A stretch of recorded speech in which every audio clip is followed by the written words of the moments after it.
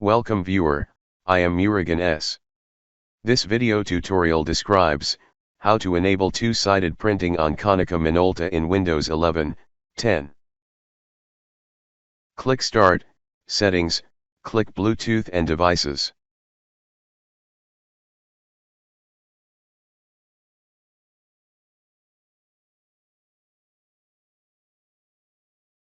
Select Konica Minolta printer, click Printer Properties. Click Properties.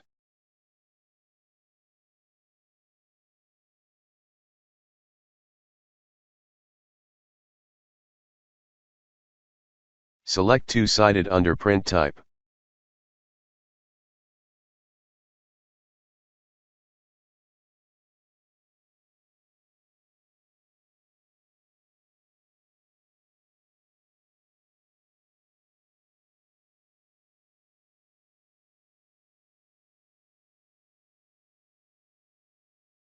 I hope this video tutorial helps to you. Please like, share and don't forget to subscribe my channel. Thank you very much. See you next video.